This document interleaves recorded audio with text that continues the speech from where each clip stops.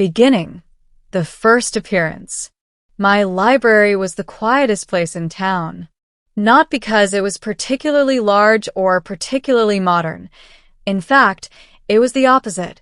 An old marble building with creaking wooden shelves, dusty corners, and the faint scent of old paper. But people respected the place. They spoke softly, walked gently, and treated the library almost like it had a soul. I'd worked there for 9 years. I'd seen everything. Lost children, sleeping students, retirees buried in newspapers, hobbyist historians arguing about dusty facts. But nothing could have prepared me for the woman who appeared in front of me on a Tuesday morning at exactly 10:17 a.m. One moment, I was alone in the sci-fi section, reshelving returned books. The next, the air shimmered like heat waves bending light, and then she stepped through the distortion. Tall, silver-skinned, eyes glowing softly like twin rings of illuminated ice. Hair flowing in strands that looked halfway between silk and liquid metal, and a sleek suit of dark reflective panels that shifted colors with her movements. She looked impossibly real and impossibly out of place, standing between the shelves labeled Alienworlds and Exoplanet Fiction. For a long moment, I froze. She looked around the library with curiosity, no wonder, her eyes wide, her breath slow and shaky, as if she had never seen a place like this. Then her gaze landed on me, and she whispered, in a voice like soft chimes, "Human." I dropped the books. They hit the floor loudly, shattering the silence. She winced. Loud. Sorry," I stammered. You just appeared." She tilted her head, thinking. I traversed. My displacement anchor malfunctioned. She glanced down at a device on her wrist, cracked, glowing faintly. I cannot return. My mouth opened, closed, then opened again. You disappeared from somewhere else and appeared here? In my library. She nodded. I am Lira. Explorer class. Origin, the Solari constellation. I swallowed hard. That's not on any human map. Her eyes sparkled with curiosity. Then your maps are small. I couldn't tell if she was mocking me or just stating a fact. Probably both. She stepped closer, and I instinctively stepped back, but not far. Some deep instinct told me she wasn't here to hurt me. Identify yourself, she said softly. Oh, Daniel. I'm just a librarian. Her brows knit together. Librarian? Person who organizes and protects books. Her expression changed instantly, her eyes widening with something like awe. Protector of knowledge. I mean, that's a dramatic way to put it. No, her voice trembled slightly. It is sacred. Before I could respond, she suddenly lowered herself to one knee, in the middle of the library, and said, Daniel, protector of knowledge, I request sanctuary. I blinked. Sanctuary? Yes. Until I can understand this world, and fix my device, and return home. People didn't kneel in front of me. Ever. I wasn't royalty. I wasn't even a supervisor. I guess sure? You can stay. Temporarily. She smiled, and it was luminous, warm, almost painfully sincere. I didn't know it then, but that choice would change everything. Middle, the woman who didn't belong here. For the next 3 days, Lira didn't leave the library. Not out of fear, but fascination. She touched every book like it was a sacred artifact. She read at ridiculous speeds, scanning pages with a fingertip that emitted faint light. She asked questions nonstop, about Earth, humans, languages, emotions, history, war, peace, love, art, everything. And she listened to my answers with a level of focus I'd never seen in another person. Your world is young, she once said while closing a book gently. impulsive, but beautiful. She gestured toward the shelves. You preserve your stories, your failures, your hopes. You store your memories in paper. She placed a hand over her heart. Solari store them here. It is different. I began to notice things. She didn't blink often. She didn't sleep much. She could sense people approaching before hearing them. And sometimes, when sunlight hit her skin, it refracted into soft prismatic colors. But she was afraid. Deeply. Every now and then, she would flinch at loud noises, or glance at the windows nervously, or study her damaged wrist device with a tightening jaw. Finally, on the fourth evening, as the sun set over the old oak trees outside, I asked her, "Lira, what chased you here?" She didn't answer immediately. She closed the book she'd been reading. Slowly, carefully. Then she spoke. There is a war in my system. A silent one. No planet knows the full truth. She looked at her fractured device. I carried evidence that would stop it. And someone didn't want you to? She nodded. I was hunted. The displacement anchor was my only escape. But they damaged it, so I came here. To your world. A chill ran down my spine. Are they coming? She hesitated. And in that hesitation, I felt the answer. Yes, she whispered. They will find me. Even here. Then we have to hide you. No, Daniel. She stepped close. If they find me, they will destroy this building. This city. Your world is not ready for them. Her hand rose, not touching me, just hovering close. I must fix the anchor. Soon. I swallowed. What do you need?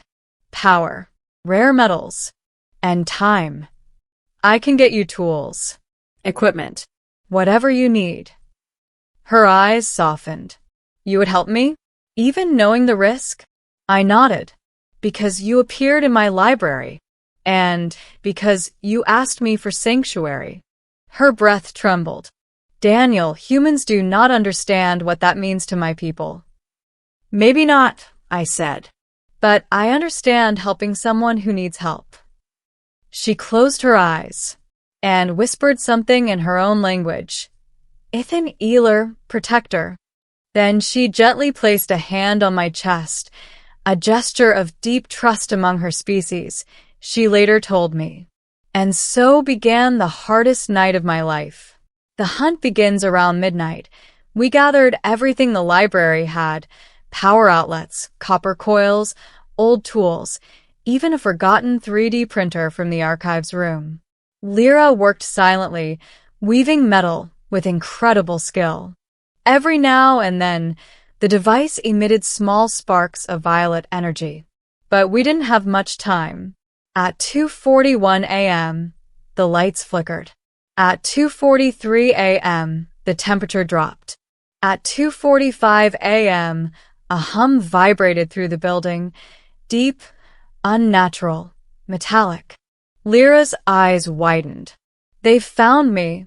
The humming grew louder, vibrating the shelves, rattling the windows, causing books to fall like leaves in a storm.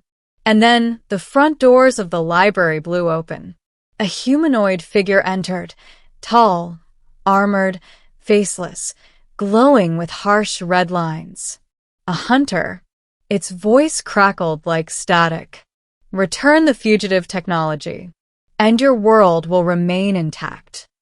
I stepped in front of Lira without thinking. You're not taking her. The hunter tilted its head. You are a primitive life form. Step aside. Not happening. Lira grabbed my arm. Daniel, don't. They will kill you. I know. Her breath hitched. The hunter raised its arm, a pulsing weapon forming. Lira stepped forward, shielding me. I invoke Article 7 of the Solari Concord. I claim sanctuary with this human. The hunter paused, then laughed, a terrible artificial sound. There is no sanctuary for traitors. It fired. But Lira moved faster. She projected a shimmering barrier, thin, cracked, unstable, but enough to deflect the blast. "Daniel," she shouted. "Behind the shelves." "No." "I'm helping." She stared at me, desperate, furious, afraid. "For once, listen." Another blast hit the barrier. It cracked like glass. Lira pushed me back behind a shelf. I crawled and grabbed the broken leg of a reading desk, the closest thing to a weapon we had. And then something insane occurred to me. The library security system. Motion alarms. Glass break sensors. Sprinklers. Electromagnets in the archive doors. All voice-activated from my desk. I ducked behind the circulation counter, grabbed the microphone, and shouted, "Full security override. Activate defense protocol." The system chirped. Defense protocol activated. Every door slammed shut. Sprinklers burst. Alarms wailed. Electromagnets pulled metal objects off shelves. The hunter stumbled, struck by falling lights and twisted metal. Lira shouted, "Daniel, move." I ran to her. The hunter tore free, roaring with mechanical fury. "Hand over the fugitive." "No," I shouted. "She asked me for sanctuary. She's under my protection." Then I turned to Lira. "Is your device ready?"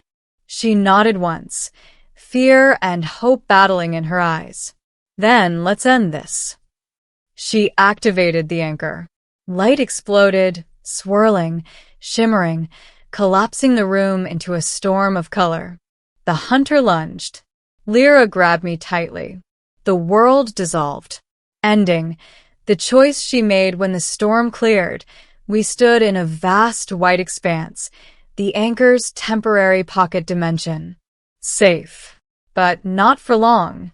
Lira collapsed to her knees, exhausted, trembling, barely conscious.